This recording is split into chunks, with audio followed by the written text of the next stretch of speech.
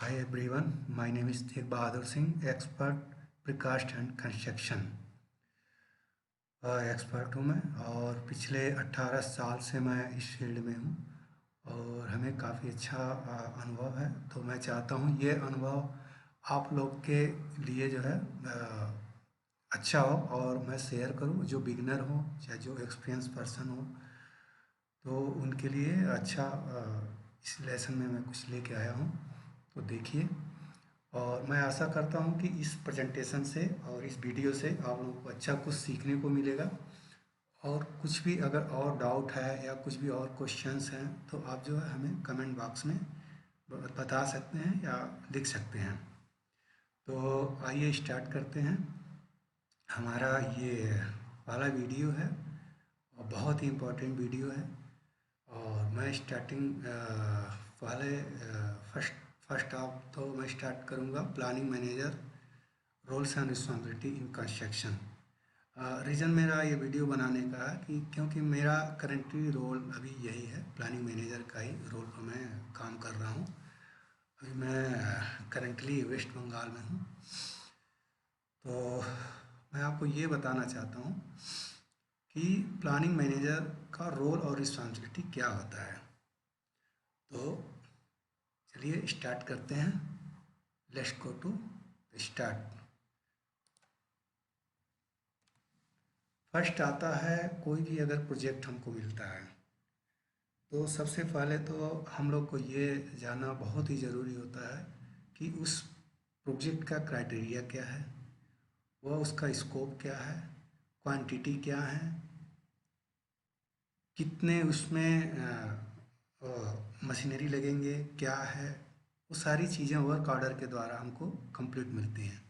जिसमें work order में मेंसली specially होता है क्वांटिटी और टाइम। तो जो क्लाइंट होता है हमको एक वर्क ऑर्डर डॉक्यूमेंट्स प्रोवाइड करता है टू द कॉन्ट्रैक्टर या टू द कंपनी। तो उस वर्क ऑर्डर के थ्रू जो है हम सारा ये डिसाइड करते हैं कि ये इसमें कितनी क्वांटिटी है, कितने दिन लग सकते हैं, क्लाइंट जो डेट दिए हैं हमारे जो रिसोर्सेज हैं उनके हिसाब से हैं कि नहीं है, हम आगे इनसे कुछ बात कर सकते हैं कि नहीं कर सकते हैं। तो इसमें पहला मेरा जो पेज है वर्क ऑर्डर का है, जो बहुत ही बिगनिंग होता है। ये फर्स्ट यहाँ से स्टार्ट हम करते हैं वर्क ऑर्डर से किसी भी प्रोजेक्ट के लिए। तो वर्क ऑर्डर होता है, ये work order in construction is a document that outline the details of the specific project. Construction companies are create these or the define the expectations of the work they agree to their clients both for it and the documents to agree in the term of the project। इसका होता है कि जो भी order का दस्तावेज हो, किसी विशेष परियोजना की प्रोजेक्ट की रूपरेखा जैसा एक होता है, जो कंपनियां जो निर्माण करती हैं वो अपने ग्राहक के करने के लिए दोनों लोग सहमत होते हैं। एक काम करने वाला, एक जो क्लाइंट होता है वो देता है। दोनों लोग आमने सामने बैठ के उस दस्तावेज को अच्छी तरह से पढ़ते हैं, उसके टीसी यानी टर्म एंड कंडीशन को देखते हैं। दोनों अगर सही होता है, सहमत होते हैं दोनों पार्टियां, तो फिर वो साइन करते हैं उस वर्क ऑर्डर पर। हमारा नेक्स्ट है बीओक्यू। बीओक्यू बहुत ही जनरल वर्ड है। सभी जितने भी हमारे भाई हैं, ये सिविल इंजीनियर्स या सुपरवाइजर्स या जो भी हैं मैनेजर रैंक पर, सबको ये बीओक्यू के बारे में बहुत अच्छा नॉलेज हो। बिल ऑफ क्वांटिटीज़ को बोलते हैं। इसका मतलब ये bill of quantities commonly known as a BOQ or BOQ is a document prepared by a quantity server or cost consultant define the quantity and the quantity work required to be carried out by the main contractor to complete a project। Means ये तो जो है surveyor, जो हमारी company में एक quantity server होता है, ये तो वो निकालते हैं, या तो कास्ट कंसल्टेंट हम थर्ड पार्टी का कोई है वो भी कोई कोई कंपनियां हायर करके रखती हैं, वो लोग निकालते हैं, या तो प्लानिंग। तो अगर देखा जाएगा तो बहुत ही ये मोस्ट पार्ट प्लानिंग का ही है। BOQ is a very most part of the planning. तो बीओकी बहुत ही इम्पोर्टेंट पार्ट होता है। इसमें हमको पता चलता है कि क्वांटिटी कितनी है, टोटल जो भी आइटम है। सपोज एक बिल्डिंग बन रही है तो उसमें कॉलम कितने हैं, फुटिंग्स कितने हैं, स्लैब्स कितने आएंगे, उन सारे का एमक्यू कितना है, उसमें सरिया कितना लगेगा, उसमें पाइप्स अगर हैं, MEP के आइटम्स क्या क्या हैं, everything is know by BOQ quantity. तो ये है अपना बिल क्वांटिटी हो गया। तो प्लानिंग डिपार्टमेंट के लिए BOQ बहुत ही इंपॉर्टेंट पार्ट्स है। अपना आप थर्ड चलते हैं, क्रिएटिंग प्लान्स एंड शेड्यूल। जब हम जो है साइन कर लिए अपना वर्क ऑर्डर्स और अपना BOQ कंप्लीट कर लिया हम, अब आते हैं प्लान्स।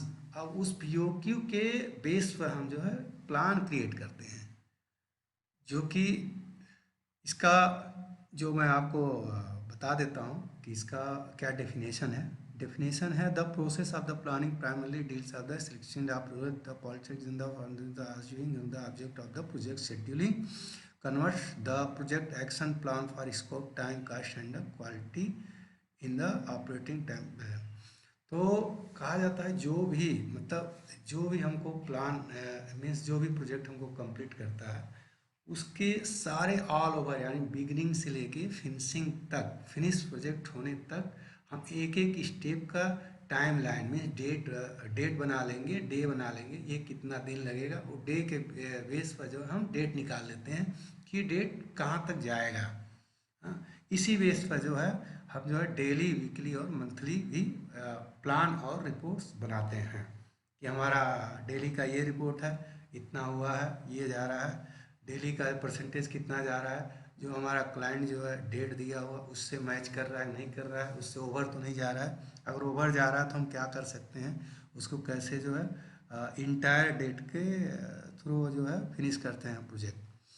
तो ये भी बहुत ही मीन्स बोलेंगे तो ये मेन जो है कि ये पिक पॉइंट है, और ये मिड का एक तरह से कहें को ये बहुत ही मिड पॉइंट है। इसके चारों तरफ ही सारे प्रोजेक्ट जो है रन करेंगे। और नेक्स्ट है अपना डिलीगेटिंग टास्क। डिलीगेटिंग टास्क होता है किसी विशेष, जैसे टास्क हो गया कि हमको आज क्या काम करना है, तो उसके लिए हम प्री प्लान कर लेते हैं। जैसे हमने पिछला किया ना प्लान, तो उसी हिसाब से हम टास्क बनाते हैं कि हमको आज से ये टास्क करना है, यानी जो साइट पर हमको ये टास्क देना है कि फुटिंग बनाना है, कॉलम बनाना है, एग्जीबिशन करना है, या मार्किंग करनी है, या जो भी है, या लेबलिंग करनी है, बैक फिलिंग करनी है, क्या ये सब का एक टास्क होता है जो डे बाय डे जो है हम बनाते हैं और उसको जो है साइट में भेजते हैं। नेक्स्ट आ गया planning and monitoring the project. Planning हम करते हैं किसी भी काम को, कब करना है, कैसे फिनिश करना है, कितना टाइम लगेगा, कितना मैन पावर लगेगा, कितनी मशीनरी लगेंगी, क्या मटेरियल लगेगा, कितना लगेगा, मटेरियल कितनी अवेलेबिलिटी है, कहाँ पर है, ये सारा ट्रैक करना है, स्टॉक देखना है, ये सारी चीज़ जो है मॉनिटर करना है प्रोजेक्ट के लिए, ताकि जो स्मूथली प्रोजेक्ट जो है रन कर सके। नेक्स्ट चलते हैं मैनेज रिस्क। रिस्क होता है जैसे साइट पर बहुत सारे ऐसे हम तो प्लान बना देते हैं कि इस हिसाब से हमारा प्रोजेक्ट जाएगा, इतने आदमियों के साथ जाएगा, इतनी मैन पावर्स के साथ जाएगा, इतनी मशीनरी के साथ जाएगा। बट कभी ऐसा होता है बारिश हो गया, ओहो डिले हो जाएगा। कभी ऐसा होता है कि वो हम तो हमको लगता है कि ये प्रोजेक्ट तो इतने मशीनरी में हो जाएगा, लेकिन जब काम स्टार्ट होता है तो नहीं हो पाता है, क्योंकि बहुत सारे ऊपर डिपेंड करती हैं, उसका जो क्राइटेरिया साइट का कंडीशन के हिसाब से वो मैच नहीं कर पाता है। तो ये सब सारे जो है ये रिस्क जो बीच में इंटायर जो प्रोजेक्ट के जो रिस्क आते हैं, जो क्रिटिकल पाथ होते हैं, उनको ही बहुत ही अच्छी तरह से प्लानिंग जो है टीम को देखने का तो इम्पोर्टेंस ही देना चाहिए। नेक्स्ट अपना प्रोवाइडिंग प्रोग्रेस रिपोर्ट्स। हमको एवरीडे जो है हमारी जो मैनेजमेंट है, एवरीडे जो है वो ही want know everyday progress reports, how many plans, how many done by yesterday work. तो एवरीथिंग जो है हम प्रोग्रेस रिपोर्ट के द्वारा जान लेते हैं कि इसमें कितना काम हमने प्लान में दिया था और हाउ मैनी काम already done has to be done. तो ये सारी चीज़ें हम जो प्रोग्रेस रिपोर्ट में जान सकते हैं। तो प्रोजेक्ट रिपोर्ट प्रोग्रेस रिपोर्ट का बहुत ही इम्पोर्टेंट काम है यहाँ पर। अब आता है elevating the integrity of project component. इसको क्या है, कंपोनेंट का मतलब होता है एलिवेटिंग, होता है मापदंड जो होता है कि ये एक तरह से मान चलें कि रीढ़ की हड्डी जैसी होती है जो एलिवेट करती है प्रोजेक्ट को और समय को, उसके मूल्य को, उसके दक्षता को, प्रभाव को, स्थिरता, प्रशासन, सारे चीज़ें जो है मिलकर जो है इनको एलिवेटिंग करनी चाहिए। और इससे क्या है, एक स्मार्ट वर्क जो है हो जाएगा साइट पर, जिससे हमारा काम जो है अच्छे से आगे निकलेगा। Sitting and aggregation budgets, budget का बहुत ही इम्पोर्टेंट रोल होता है। बजट जो है हमारे प्रोजेक्ट्स में जो है कि बहुत ही इम्पोर्टेंट रोल है। ऐसा नहीं है जैसे हमने एक बजट बनाया, क्लाइंट का जो दिया हुआ काम है, हमारा एक बजट होता है, उसी बजट में वो प्रोजेक्ट फिनिश करना होता है। लेकिन काम करने के टाइम में कुछ ऐसे क्रिटिकल बीच में सिचुएशन हो जाते हैं कि हम काम को नहीं कर पाते हैं बजट में, तो इस पर बहुत ही फोकस डे बाय डे जो है रोल अप करना चाहिए। हम कर सकते हैं तभी जो है काम को आगे ले जा पाएंगे। Understanding of financial planning, financial planning is a process for forming objective policies, procedures, programmed and budget regarding the financial activity of the concern। जो इसका मतलब जो भी गतिविधियां हैं अपने फाइनेंशियल से रिलेटेड, वो सारा पर जो अपने को प्लानिंग टीम को ध्यान देना चाहिए, क्योंकि ये प्रोजेक्ट का बहुत ही इम्पोर्टेंट ये भी पार्ट है। अब आता है ability to create dedicated project plan. Detail project plan होना चाहिए, यानी माइक्रो प्लान जिसको कहते हैं, माइक्रो प्लान वो डिटेल्स प्लान होता है। हमको every single elements, every single MQ, every single activity का जो है एक प्लान होना चाहिए समय और डेट के साथ।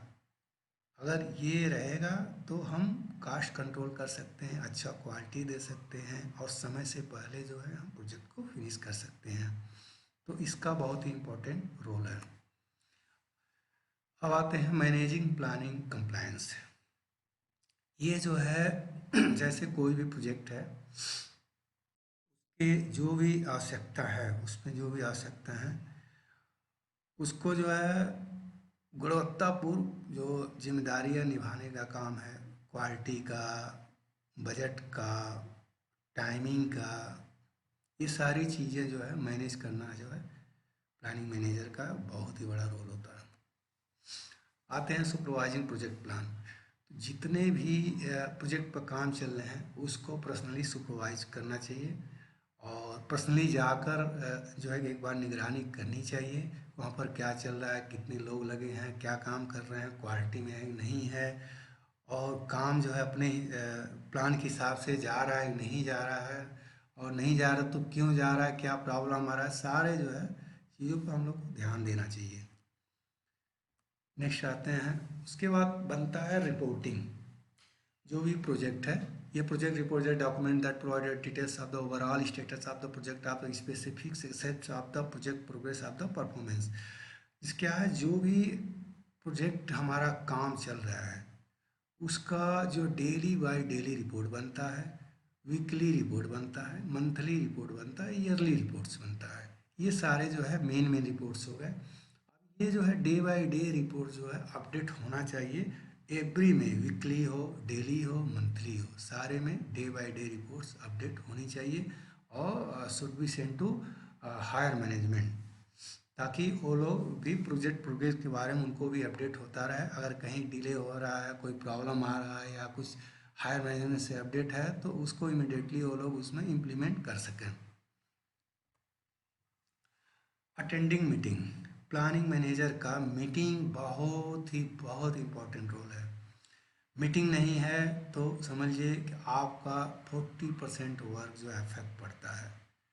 अगर मीटिंग करते हैं तो आपका 40% वर्क स्मूथ जाएगा, तो 140% प्लस हो जाएगा मीटिंग से। रीज़न क्या होता है कि सारे साइट टीम को, सारे प्लानिंग टीम को, सारे क्वालिटी टीम को, सारे चीज़ों को आप जो है कि आप वीकली ले सकते हैं, ठीक है, आप डेली ले सकते हैं तो बहुत ही अच्छा है। डेली नहीं, शॉर्ट मीटिंग लीजिए, 10 मिनट की मीटिंग लीजिए, 5 मिनट की मीटिंग लीजिए, सारे साइट टीम को बुलाइए, इंजीनियर सुपरवाइजर जो साइट पर काम कर रहे हैं उनको बुलाइए, 10 मिनट 5 मिनट का मीटिंग लीजिए। जो प्रोडक्शन टीम है उनको बुलाइए, 5 मिनट 10 मिनट का मीटिंग लीजिए।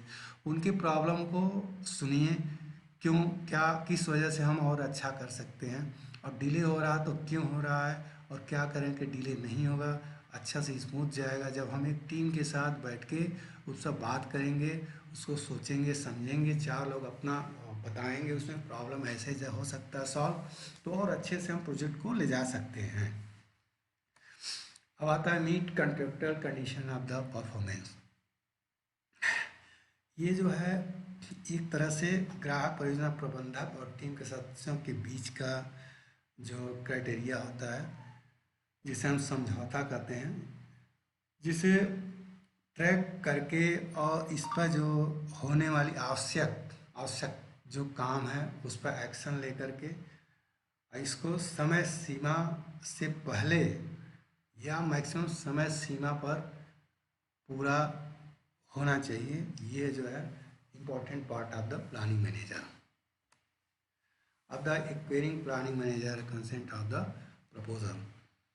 तो यह जो है कि कोई भी अगर प्रोजेक्ट स्टार्ट होता है तो उससे योजना प्रबंधक अपनी नीति नियमों अनुपालन कर सलाह ले सकते हैं। तो परियोजना सफल करने में मदद करने के लिए कर सकते हैं। इसलिए में मीन्स जो भी है प्लानिंग का जो भी पार्ट होता है, जो भी प्रपोजल है उसके हिसाब से हमारा काम होना चाहिए। नहीं होना चाहिए तो उस पर हम सलाह ले सकते हैं, उनसे हम बात कर सकते हैं कि ये प्रॉब्लम बीच में आ रहा है, इसमें क्या कर सकते हैं। पहले हम अपने टीम से बात करेंगे, फिर अपने मैनेजमेंट से बात करेंगे, फिर हम सब मिल के मैनेजमेंट और टीम मिल के फिर हम एक प्रपोजल रखेंगे क्लाइंट के सामने कि क्या हम ऐसा कर सकते हैं क्या। अगर वो मान गए तो ठीक है, नहीं है तो फिर कोई बीच का रास्ता निकालना पड़ेगा, या तो रिसोर्स बढ़ाइए या तो अपना जो भी है, चाहे रिसोर्स में मैन पावर मशीनरी या मटेरियल जो भी है वो फिर बढ़ाना पड़ेगा। उनको कैसे भी अपने क्लाइंट को हमको सेटिस्फाई करना है और करना ही पड़ेगा। अब आता है प्रोजेक्ट बेसलाइन। प्रोजेक्ट बेसलाइन बहुत ही इम्पोर्टेंट होता है। एक बेंचमार्क जैसा ये होता है। इसमें बताया गया है project baseline in the project management refer to and the in detail plan that content related guideline about the project scope cost and time to finish the project up to benchmark. You need to monitor your teams performance to finish the task with realistic goals. मतलब goals means अपना जो targets है उसको पूरा करने के लिए, जो कि उसमें जो भी टीम लगी हुई है डे बाय डे जो है उनको जो है अपडेट लेकर के क्या, और उसको जो अपने उनको अपडेट हमेशा करना है कि अपना बेस लाइन ये है, अपना जो है कि टाइम लाइन इतने दिन तक है, इसके अंदर हमको फिनिश करना है, हमारा जो है कि यही होना चाहिए, और उसमें क्या प्रॉब्लम आ रहा है उसको जो है सॉल्व करना चाहिए। एक प्लानिंग मैनेजर को बहुत ही अंडरस्टैंडिंग होना चाहिए कि हमारे प्रोजेक्ट का स्कोप क्या है। मेन सबसे पहले तो यही पता होना चाहिए कि स्कोप इसका क्या है। यह बहुत ही इम्पोर्टेंट प्लानिंग का पार्ट है स्कोप। क्योंकि उसमें स्कोप क्या है, डिलीवरी कितने टाइम में दे सकते हैं, लागत कितना आएगा, क्या है, ये सब सारी चीज़ें जो है वो पता होना चाहिए। ये सारी चीज़ें हमने एक माइलस्टोन बनाया हुआ है कि जो भी रोल्स हैं मैनेजर रोल्स के बहुत ही इंपॉर्टेंट रोल है, जैसे इसमें मैंने आपको दिखा रहा हूँ।